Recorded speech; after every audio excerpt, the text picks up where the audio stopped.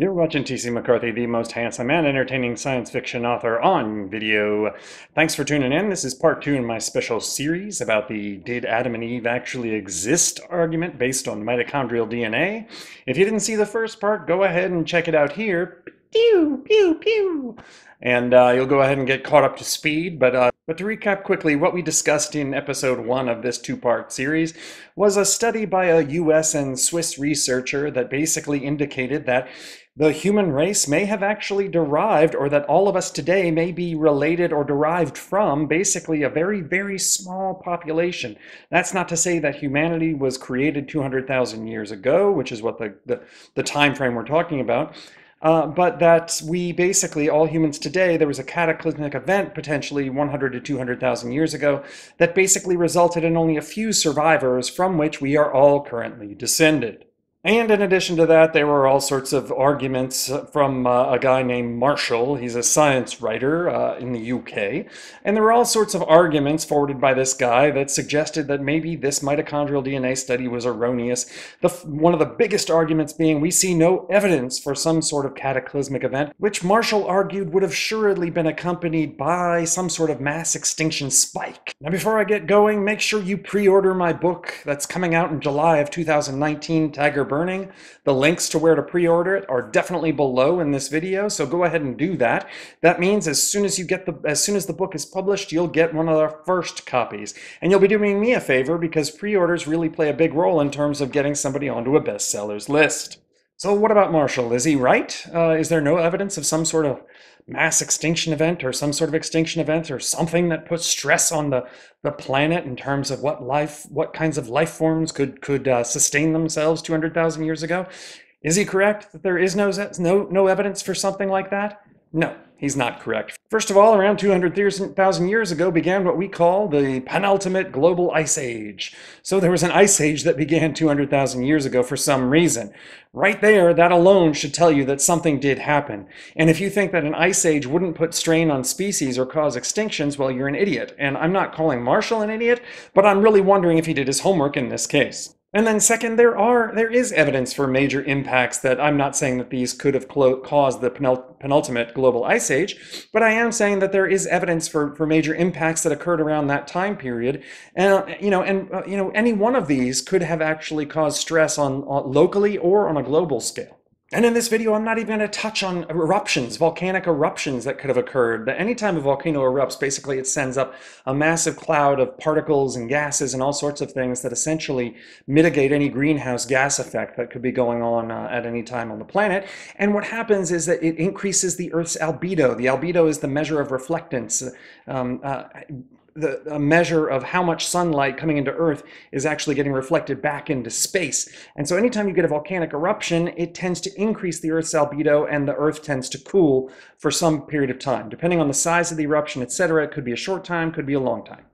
So what about asteroids? What about meteoroids that come and make it through the Earth's atmosphere and actually strike the ground? What are we looking at here? Well, first, a little bit of background, just to get a sense of what kind of energy is being released we're talking about. A medium-sized meteor about 30 meters across with a mass of 300,000 tons and a velocity of about 15 kilometers per second would strike the ground and release the equivalent of about 20 million tons of TNT, 20 megatons. So essentially the amount of energy being released would be equivalent to a very large, serious nuclear weapon.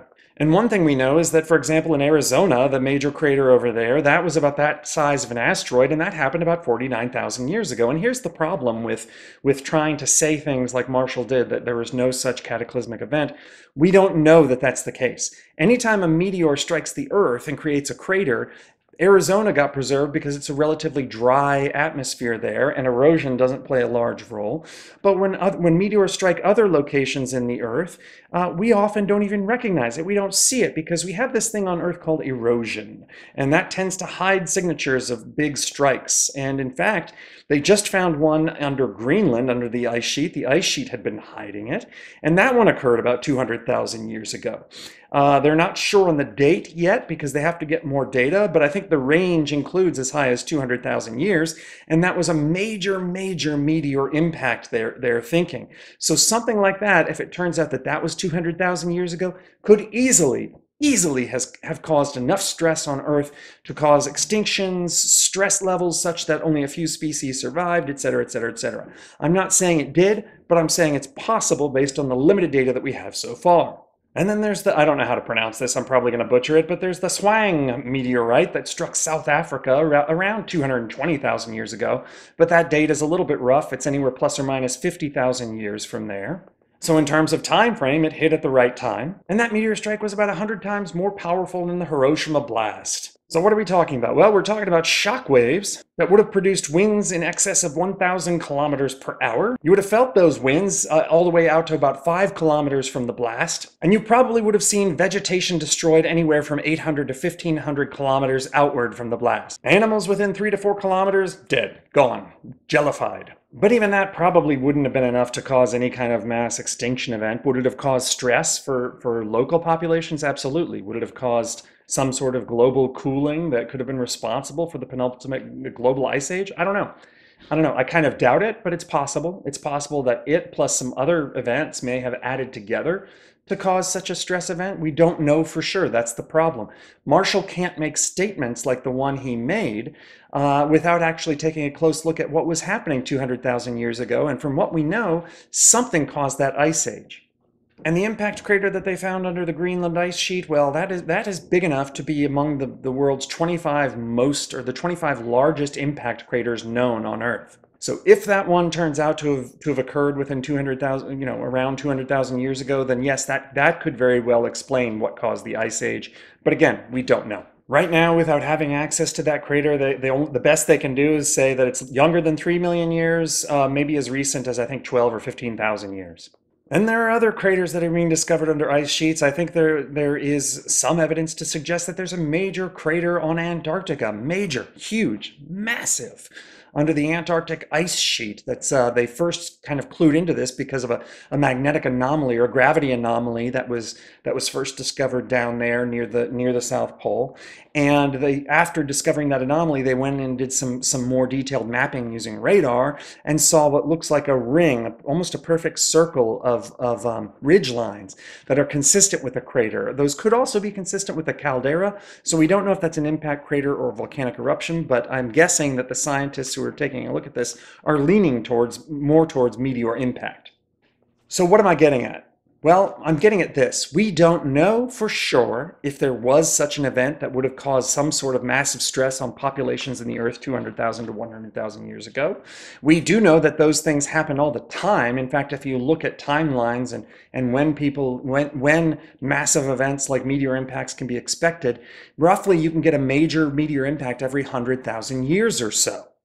So for Marshall to say that nothing happened that would have caused this amount of stress, well, that's not entirely accurate. One of the best places to look for evidence of stress on species across the globe is actually Australia, because it wasn't colonized until relatively recently, about 12,000 years ago. And so if you look at animal species in Australia, you can get a sense of what would have been happening globally or locally in some cases, but at least locally and potentially globally, that had nothing to do with humanity. No stresses were put on these animals 100 to 200,000 years ago by humans because humans weren't there at that point as far as we know. So when you look at Australia, what happens? Well, 120,000 years ago, the Tasmanian tiger starts its decline in terms of numbers, something happened to stress the Tasmanian tiger so that it eventually went extinct. And researchers that have studied Australia have basically said, look, the penultimate global ice age did put stress on species such that many of them went extinct. Others were reduced drastically in terms of population sizes. So again, Marshall is wrong here. There was an ice age that started around 200,000 years ago, and that put stress to cause some species to go extinct. Now, it depends on how he defines spikes and extinction, but it's pretty clear that something happened and that these researchers, the Swiss guy and the American guy, are onto something. Something happened to cause an ice age, and in turn, that may have caused stress to the point where whatever humans were around got necked down in terms of their numbers, such that today, we essentially may have been derived from an Adam and an Eve. Now, whether Adam and Eve lived at the same time period, that's another point of discussion. I'm not literally saying that the Bible is correct, but what I am saying is that there's some truth potentially to what the Bible says in terms of how we originated on Earth. And in fact, just to kind of segue into something very interesting and similar along the discussion of does the Bible get things right, the whole Sodom and Gomorrah thing. Well, scientists have just discovered evidence that an asteroid or a comet may have impacted and detonated in the sky over an area near the Dead Sea that would be consistent with the location of Sodom and Gomorrah and released so much energy that it essentially just fused the clay that was used to make bricks and buildings into a glass. And the amount of energy required for that kind of thing to happen is tremendous. So although the reasoning in the Bible says it is because of sin, and it may be, I don't know, really the reason is because a comet hit.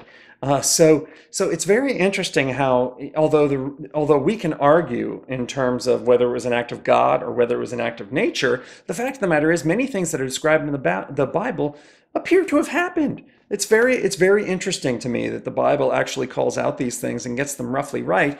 But again, you know, the reasons behind why these things happen, that's a matter for debate and quite frankly a subject for another YouTube video.